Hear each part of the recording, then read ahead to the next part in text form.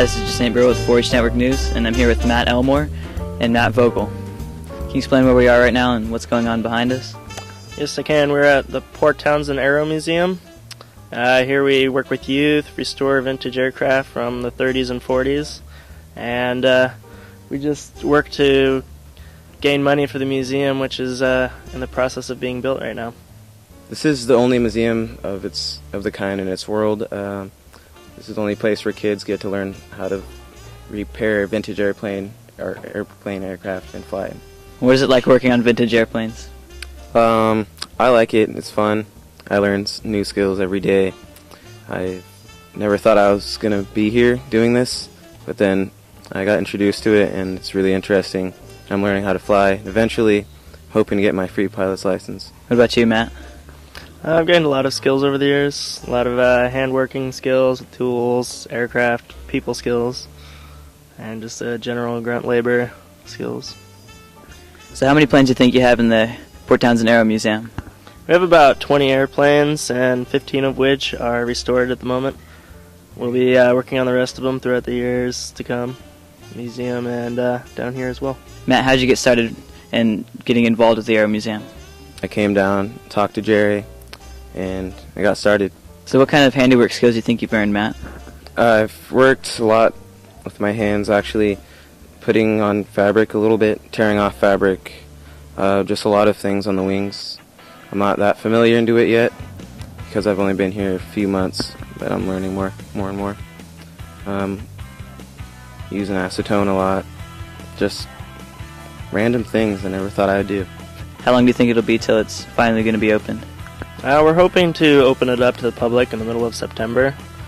We are going to have 2 grand openings to the major donators to the museum in the end of August and beginning of September, but the major public will be able to come during the middle of September. How long was it until you earned your free pilot's license, Matt?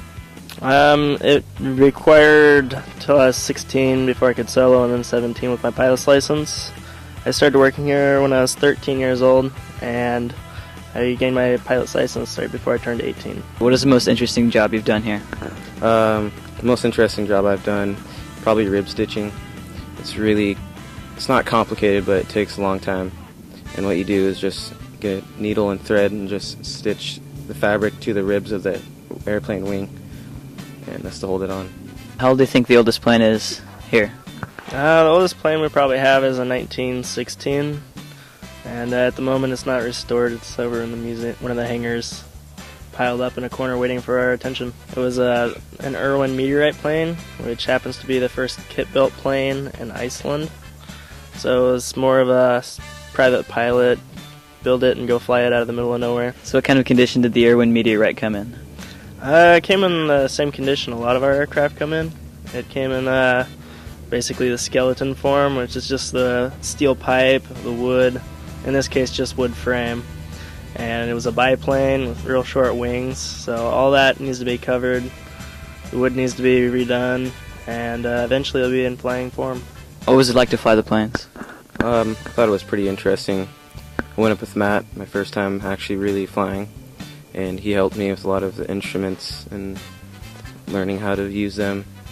And it was pretty interesting. I wasn't really scared because I don't really get scared really easily, and I could see how other kids would have fun doing it. And the really cool thing about this place is you get to work on the planes, and then you get to fly them after you're done.